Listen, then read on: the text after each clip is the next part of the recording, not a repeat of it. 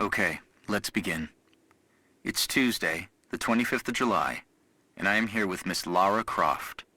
How are you this afternoon, Miss Croft? Fine, thank you.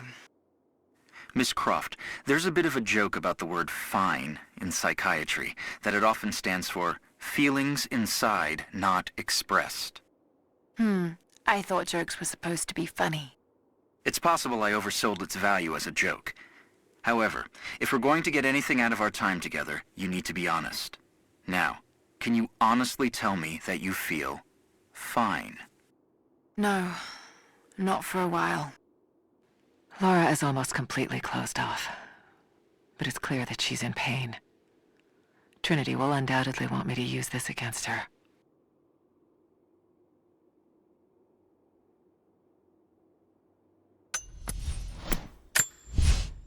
Tell me more about the dreams. Nightmares.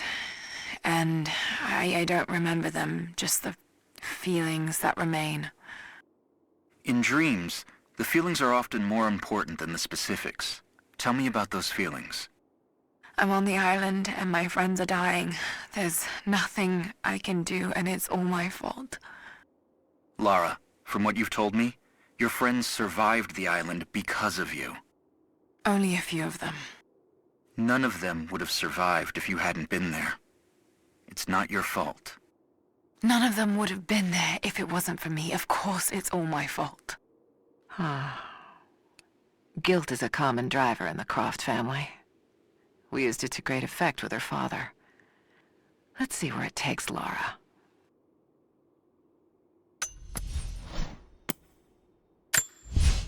Have you reached out to the other survivors since your return? Have you been in touch with your friend Sam? You know I haven't. Even if her doctors let me, she doesn't want to see me. You were very close to her before the island. Don't do this. That must be very difficult, to be separated from the people you need the most. When a trauma is shared, the healing process can be accelerated by talking to the people you shared it with. Can we not do the whole patronizing sympathy thing? You know it hurts. I've told you it does. But it's what Sam wants. I have to accept that. I can listen to what you have to say. But you have to open up to someone, Lara. You're not alone, no matter how much you think you are. Perhaps we're pushing her too hard. I'll reach out to her and test the waters. If she's ready to open up to someone, it needs to be me.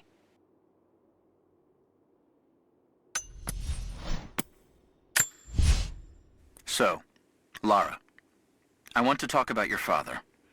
I understand you've been asking about his research at the university. I just had some questions. There's so much in my head, but I don't have the connections. My father was researching something very similar to what I experienced on the island. I don't think this will help you move on from that trauma. Quite the opposite, in fact. It's been helping. It's given me focus. But your father was... how to best put this? Unhinged. Insane. Well, that's what people are saying about me now. Precisely my point, Lara. You can't continue to let your emotions get the better of you. This is a good sign. Lara's getting angry, and when she's angry, she takes action. We should push her even more. Direct her anger in the right way. Trinity believes I'm wasting my time, but if there's anyone who can crack her father's research, it's Lara.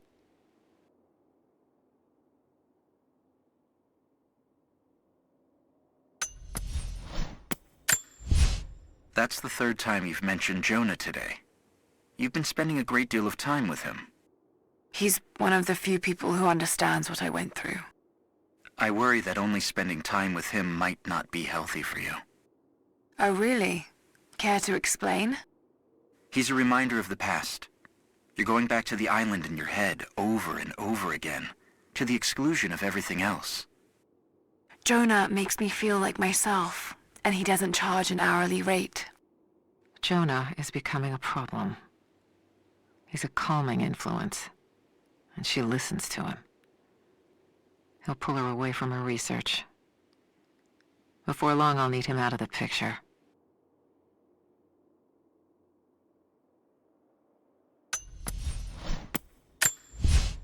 Would you say you have control issues, Lara?